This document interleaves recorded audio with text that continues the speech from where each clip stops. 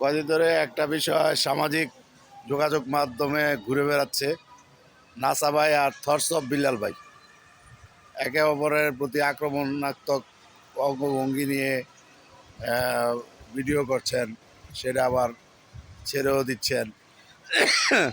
তো আমার কথা হলো যে, মনে করেন আমরা যারা নতুন এই প্ল্যাটফর্মে কাজ করছি, তারা আপনাদের কাছ থেকে কি শিখবে?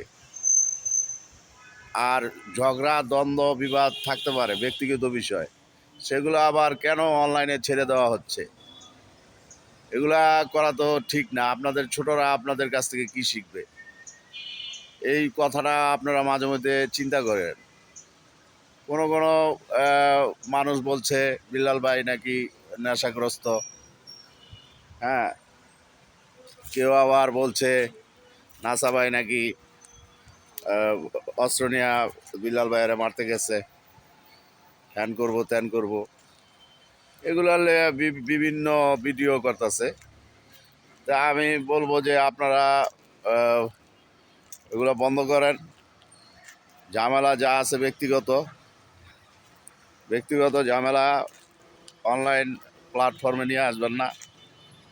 এগুলা থেকে শিক্ষণীয় কিছু নাই।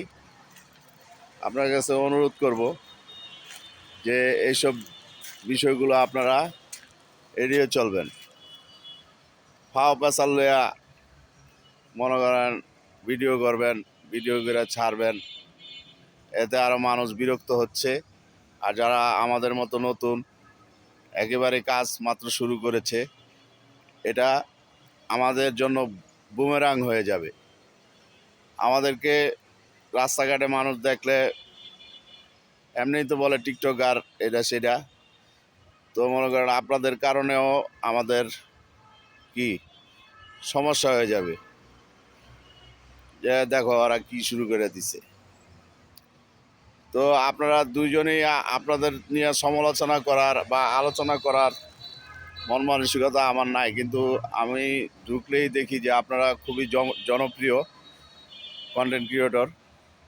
তা আমি ঢুকলেই দেখি যে আপনারা এই আপনাদের ভিডিওগুলা এ ওকে বকছে, এ ওকে গালাগাল দিচ্ছে, এটা সেটা,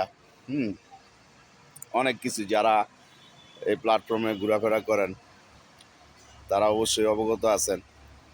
আমি অনুরোধ করব আপনারা দুজনে সংযত হয়ে যান।